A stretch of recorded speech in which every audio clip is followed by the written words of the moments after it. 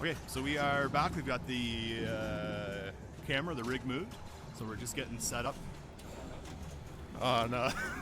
This isn't gonna work now, is We're just it? gonna run and done. We gotta get like right in here, buddy. We gotta snuggle You gotta up. cuddle. Snuggle up.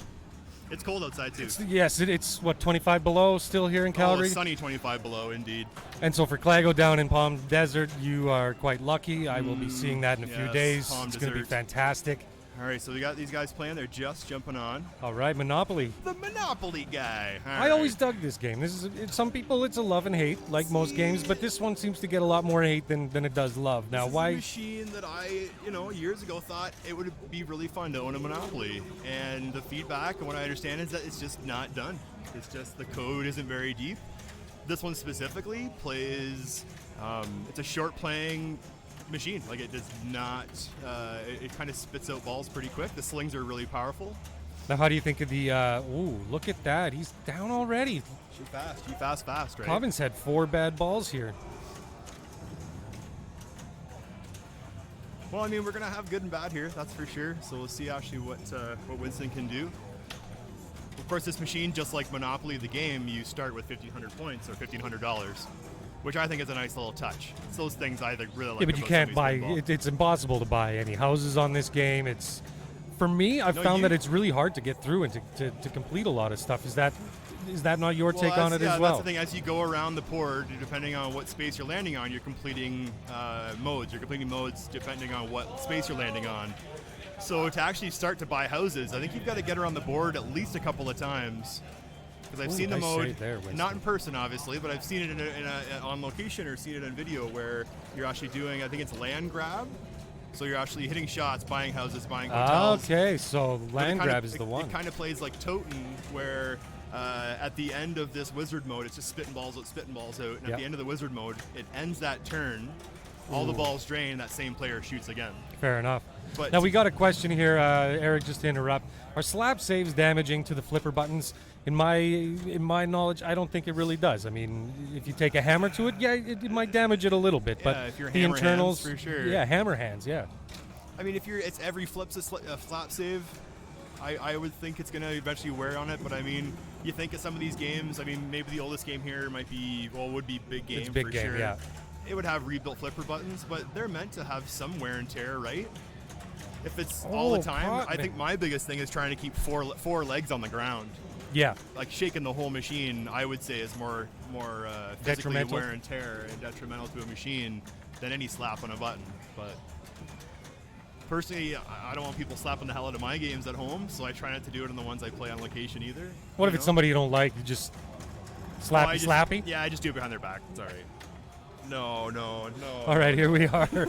Winston is he's looking to extend his lead against John Codman here right now. Codman's had another bad little bounce, if you will. Yeah, Winston giving him the business here.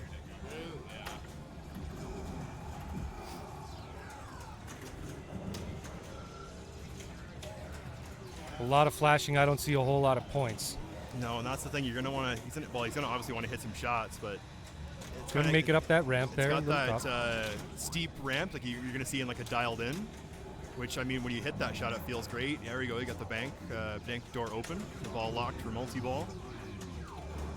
He's just got the one, so he's still got another one. Now, how are you going to lock the balls? What's the easiest way to lock these balls here? I think the lock shot is just to the right of the bank door. I know that the left of the bank door, that's how you're rolling dice. That's how you're going to move around the board. Yep. Another way to move around the board is hitting the railroad shot. So it's a ramp kind of like mid-left side of the playfield. That's going to return the ball to your left flipper in a hurry, though, and that's something that players, if you forget about it, it'll surprise you. So you should have a dice roll here. Oh, he's in a little nudge. A little danger. Stranger danger? Mm-hmm. Danger. So now he's looking for that last digit. There you go. So the chance scoop is lit in the left-hand side. Now he's got 2 times. Oh, and he tilted out. Oh. Wow, okay. So we're going to see this machine breathe a little bit. We're going to see it calm down. Let's see if John can calm down himself and make something happen out of this. I think with a lot of these machines, you're going to see players shaking them as they're playing them, not on purpose, not to maybe a slight nudge, but we're going to see people shake a machine by the time you're, ball 2, player 2, you're gonna have 4 turns in there just shaking the machine. So I'm gonna assume that a lot of these, not all these machines will have an earplug stuck on the tilt bob either, which typically. Now, can you calms explain the tilt bob earplug down. for those of us that don't know what the earplug trick is? Yeah, so the earplug trick is you're going to snip about an earplug in half and then run it on the narrow wire that comes from the tilt bob. You're going to run it so where there's the loop at the top of the tilt bob, you're going to run that earplug in there. So when you move the machine, it'll tilt, but the bob doesn't continue to shake and I'm doing a motion you guys can't see on the camera, but How about you bring up the camera? Looks and like you I'm stirring a you can pot show here it. while they're We still showing got us a little here. bit of time before we go back. So we have the tilt bob, and you got the piece over the top. There's a hook here, so you put that earpiece in the top of the tilt bob. As this is happening, this is the stirring pot motion I'm doing here. As this is happening, and you think, oh, I tilted the machine, next player goes, wait 30 seconds. It's still going. Like, it's going to go for another minute or two. Yeah, it goes for a while. while. So that earpiece or that earplug in there, it's going to actually stop that and get it stop moving. So you basically get your tilt and then away you go. Well, it's a way to, so you're not waiting nearly as long, and you're not actually waiting for the next, when you think, okay, I've waited a half a minute, I waited a minute, the tilt bob's good to go. No, like, it's still moving in there. Yeah, so it's a way to keep people playing, especially for tournaments. When you've got people lined up to play, you're not waiting. Like, those little wait times per player throughout the day really add up. And that's the big thing and it throws you off your game too, doesn't it? Off your game. It just slows everything down. Like, I'm not going to say it about malfunctioning machines, but if everything works today, it should run pretty smoothly. I know, like, we were playing a Pirates earlier this week, which is here, the Pirates of the Caribbean by Jersey Jack. And about midway through ball 2 for everybody, one of the flippers died. We sat around looking at it. It just ate a good 15, 20 minutes where here we're limited for time. We've got to be out of here by a certain time in the evening, and we want to make sure we're playing all our games. Well, John's sure being liberal about his time waiting. Oh, here he goes. Yeah, Just maybe had to, it's 30 seconds, but maybe not in standard time. I don't know. He's got some Rick and Morty Edmonton action going time, on I think. here. The Edmonton time. So what is that? 30 Just seconds. takes It's a about little 4 longer. minutes. Oh, it's like when you say you're on your way and you're still at home. It's one of those, eh? Oh, I love saying that. Yeah, I'll be there in 5 on my minutes. No way. problems. Yeah, I got one sock on. That's about as far as I am. I'm on my way, though. You're ahead of me. All right, ball is launched. Here we go.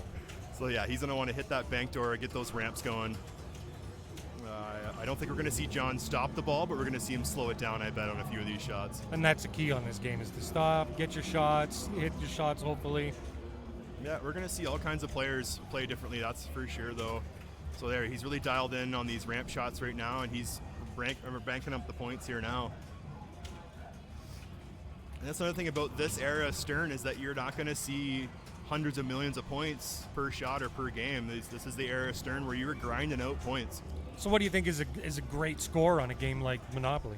I think, well, you see there 2.8 million. I think a score today, I think if you were in the 15 to 20 million on Monopoly, I think you're going to walk away a winner. Let's see what John can come up with, hey? He might be able to pull out 35, who knows? Oh, did he get a danger? Is that what it looked like? Oh, I missed it if he did. Oh, right down the middle. It's a Death toughie. We'll see ramp. what the scores are here. Oh, go to jail. Go directly to jail. That's a good one. That's the one you want. So we had about 6 million. So Winston's going to have to double his score. And he's going to have to do it on his third ball here. Yeah, it's ball 3. 2.9 million. The way that he played his first 2 balls, he's going to come close. If not, he will beat John.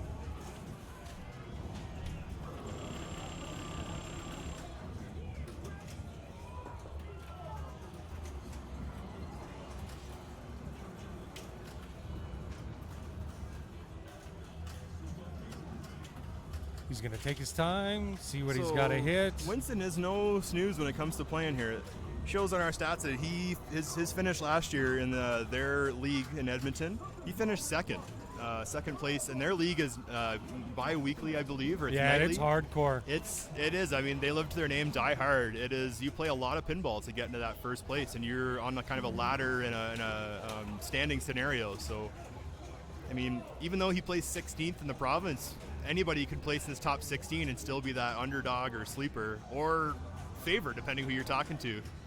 Now, who do you think the favorite would be over the course of the day?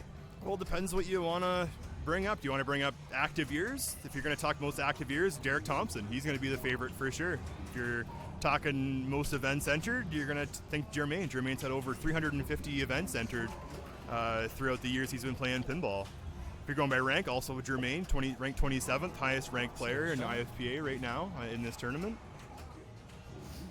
Now, who could just absolutely surprise you? Who's one person where, out of these 16, you mentioned 2, who do you reckon? I mean, I'd love to see a lot of the Calgary contingency showing up. I'd love to see Michaela in some playoffs.